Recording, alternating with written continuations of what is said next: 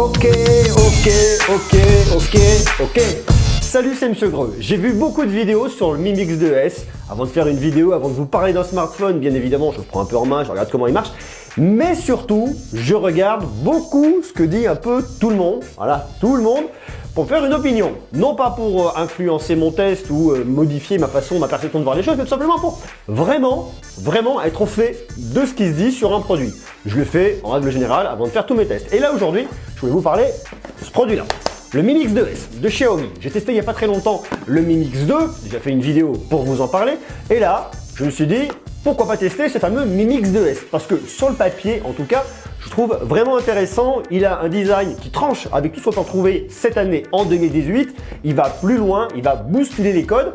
Et au final, c'est un modèle qui a l'air d'être plutôt cool. Alors, est-ce que ce Mi Mix 2S est bien, oui ou non? Il y a beaucoup d'avis qui disent effectivement ce Mi Mix 2S est décevant, n'est pas le smartphone qu'on attendait par Xiaomi dans cette gamme de prix. On est un peu déçu. Il y a à contrario des avis qui disent ce smartphone est bon, ce smartphone est bien, il y a de bons résultats. Et il y en a qui disent ce smartphone est excellent. Alors au final, au milieu de tout ça, je me mets à la place du consommateur et je me dis alors attendez, j'ai regardé une vidéo, puis une autre, puis une autre. Au final, ce Xiaomi ne fait pas du tout l'unanimité. Est-ce que c'est un excellent smartphone? Est-ce que c'est une bullshit? Est-ce qu'il faut l'acheter? Oui ou non? C'est très compliqué à savoir. Donc moi, ce que je vais faire, je vais vous donner mon avis, non influencé par ce que j'ai vu. On va regarder déjà ce qu'il y a dans la boîte, voir si elle est cool, oui ou non. On va regarder la puissance, la performance, l'autonomie, la photo, la vidéo, l'audio, tout ça. On va le regarder pour au final savoir est-ce que ce Xiaomi Mi Mix 2S est un excellent smartphone, oui ou pas du tout.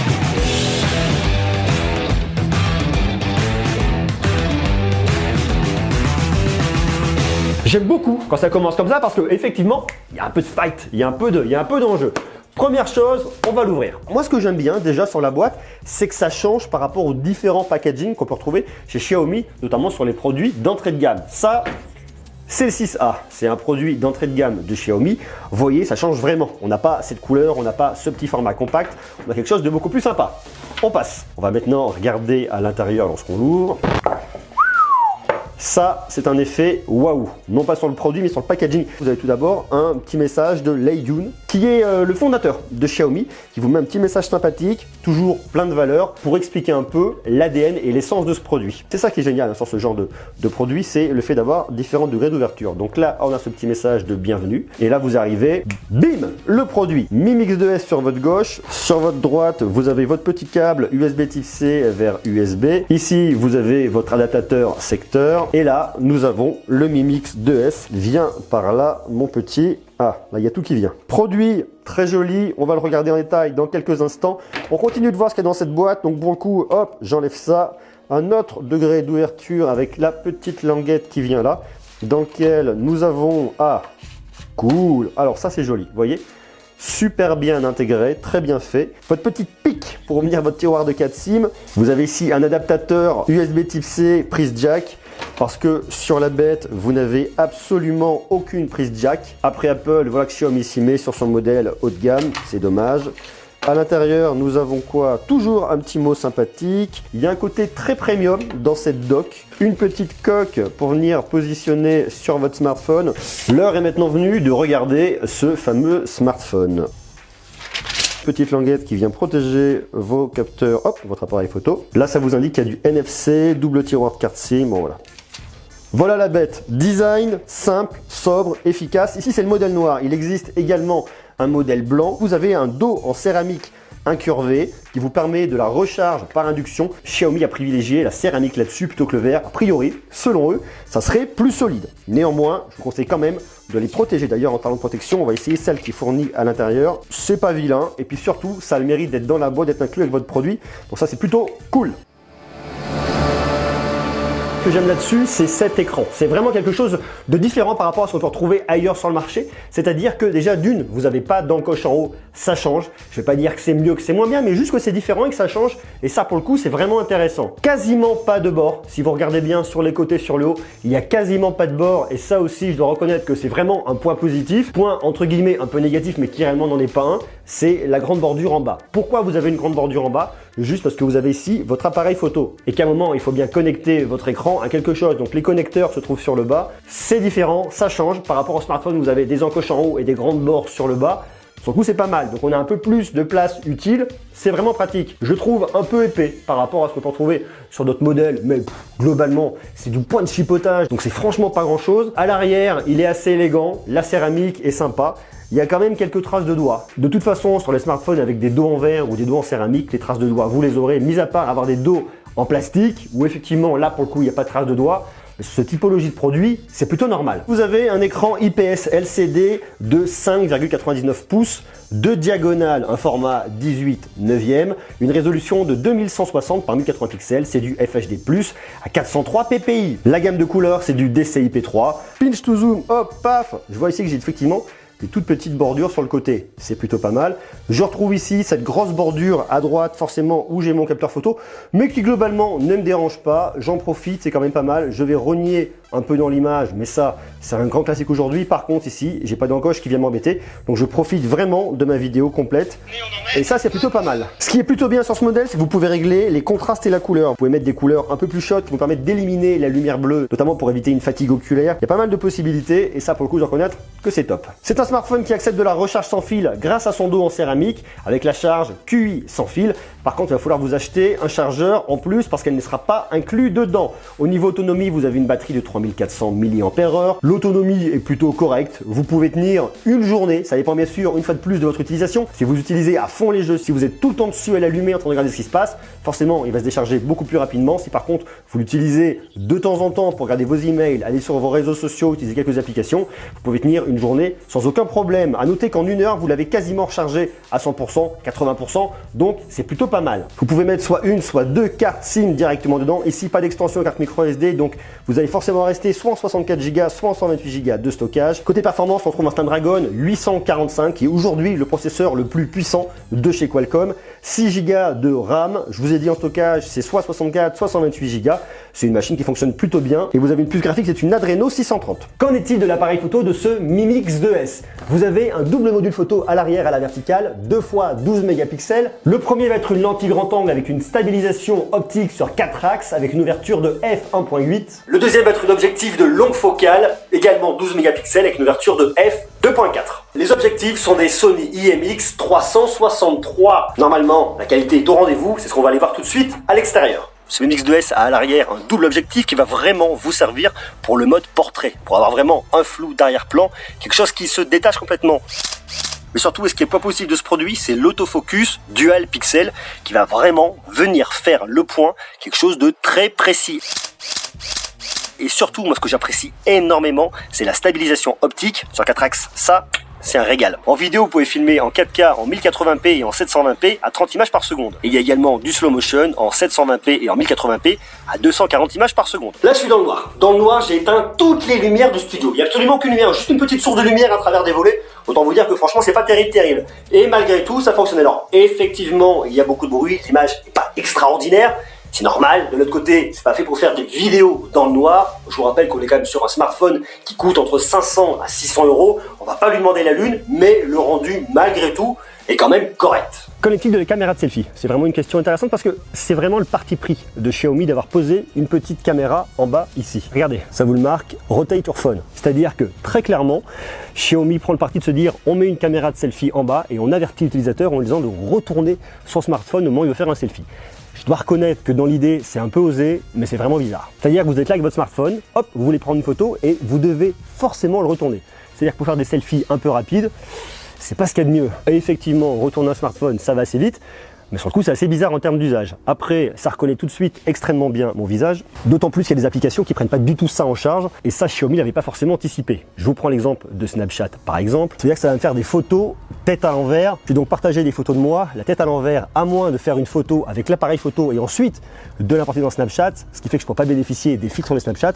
Sinon, c'est globalement pas terrible. Et ça vaut pour pas mal d'applications externes. Donc ça, c'est vraiment le point de regret de ce smartphone. À côté de ça, la vidéo fonctionne plutôt bien. Ce qui est très bizarre aussi, c'est de dire comme ça et de faire des vidéos. Si vous oubliez de le bouger, vous allez forcément, avec votre main ici, bloquer un petit peu et avoir votre doigt qui apparaît, ça va bloquer le capteur avant. Il ne faut pas oublier de le retourner. C'est très bizarre. Mais bon, après, ça vous fait une vidéo photo qui est pas dégueu. N'oubliez pas qu'on n'a qu'une caméra de 5 mégapixels à l'avant, c'est pas ce qu'il y a de mieux. Même si en photo on peut avoir un effet bokeh grâce à l'intelligence artificielle, c'est donc un effet bokeh logiciel, contrairement à l'effet bokeh du double capteur arrière qui est un effet bokeh plus naturel qui est fait grâce aux objectifs.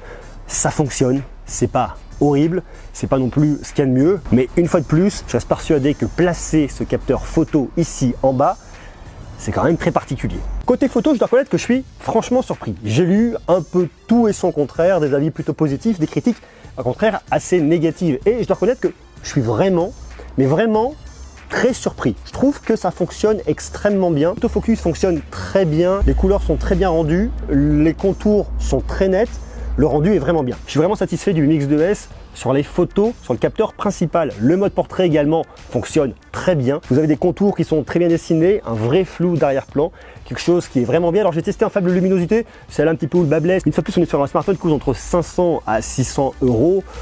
On ne va pas non plus lui demander d'avoir un rendu professionnel comme sur un appareil photo, sur un réflexe. Néanmoins, je trouve qu'il s'en sort plutôt pas mal. Il y a effectivement beaucoup de bruit qui est rajouté. Mais c'est normal, c'est normal. D'ailleurs, vous n'avez pas de lumière. Un appareil photo, il a besoin de lumière, il a besoin de capter la lumière. Il y en a beaucoup moins, il y a du bruit. C'est logique. En reproche, néanmoins, c'est les photos avec le deuxième objectif. Dès lors que vous passez sur le zoom x2, c'est tout de suite pas terrible. J'ai beau essayer de chercher et de le faire, le point se fait pas. Là, c'est vraiment le point de regret. Sur le deuxième capteur en x2, c'est pas GG. C'est franchement pas terrible. Mais sur le capteur principal, ça marche merveilleusement bien. Les photos sur le capteur de selfie fonctionnent également.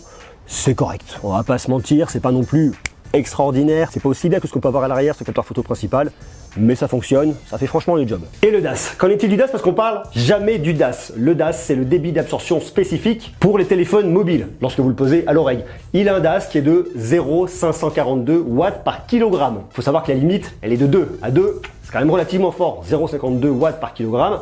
Ça fonctionne. C'est un smartphone qui a du Bluetooth 5.0 et qui a surtout le grand désavantage de ne pas avoir de prise jack. Alors je sais que la prise jack, ça n'intéresse pas tout le monde. Néanmoins, moi, je suis toujours possesseur de ce genre d'appareil. Je suis toujours pas passé au casque Bluetooth. J'envisage pas pour l'instant d'en passer. Donc, vous avez ce petit adaptateur. Alors ça, c'est fort sympathique parce que vous le branchez et ça vous permet de brancher votre casque dedans. Seulement mon casque, il est lourd, ça tire dessus. Et à la longue, je trouve pas ça terrible. Ce qui fait que vous vous baladez avec votre casque, voilà. Et vous avez ça en plus. Alors c'est bien si vous le posez sur un bureau, si vous le posez quelque part, et que vous vous embêtez pas à le déplacer. Mais si vous baladez dans la rue avec ce genre d'accessoires, ça rajoute, ça surrajoute, je trouve que c'est pas terrible. Et ça, c'est vraiment dommage. Bon, d'ailleurs, un sujet, qu'en est-il de l'audio? On va tester. On a un seul haut-parleur, c'est du haut-parleur mono.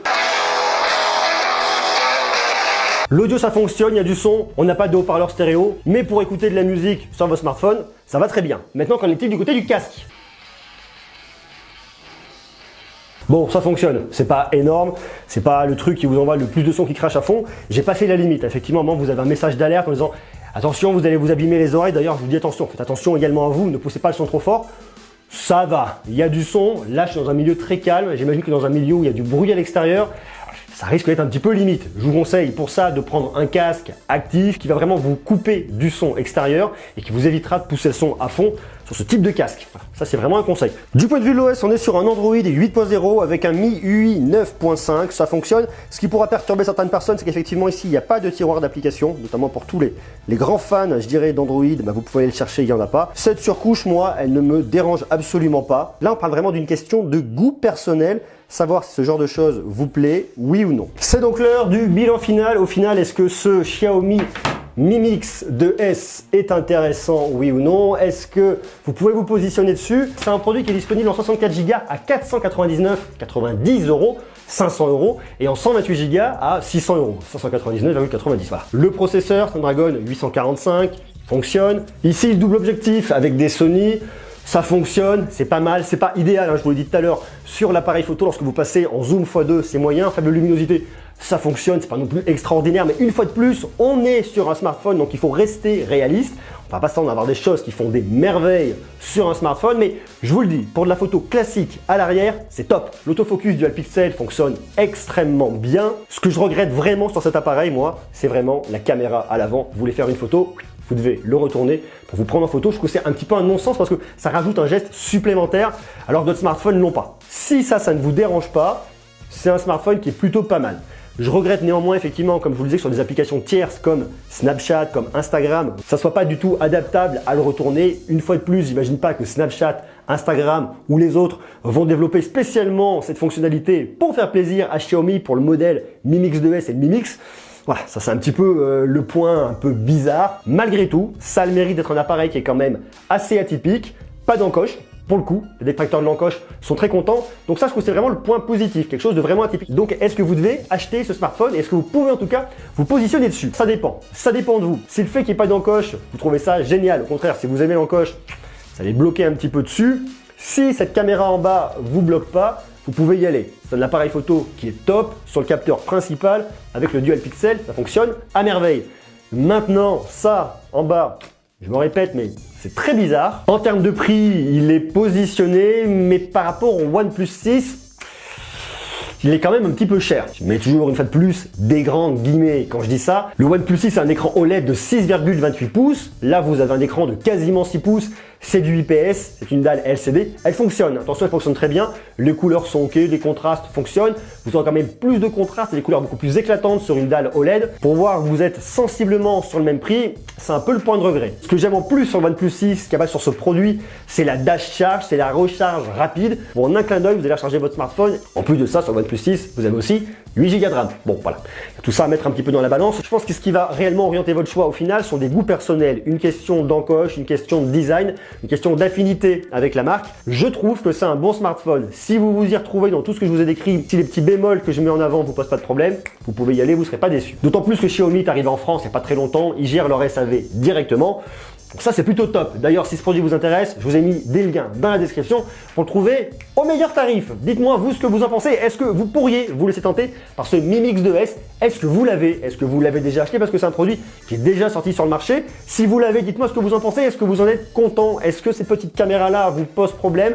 Est-ce que vous en êtes satisfait? Si vous envisagez de l'acheter, dites-moi un petit peu les interrogations que vous avez. Vous marquez tout ça en commentaire. On va essayer d'en discuter ensemble et puis de faire avancer un peu le débat. Merci en tout cas à vous d'avoir regardé cette vidéo. Comme d'habitude, je vous invite à me laisser des jolis pouces, à vous abonner parce qu'on parle toujours plus de tech. Il y a des surprises qui arrivent, il y a plein de nouveautés, plein de tests. Donc on reste connecté. Merci à vous, à très bientôt. D'ici là, soyez sages et n'oubliez pas, je vous embrasse, vous êtes les meilleurs. Ciao!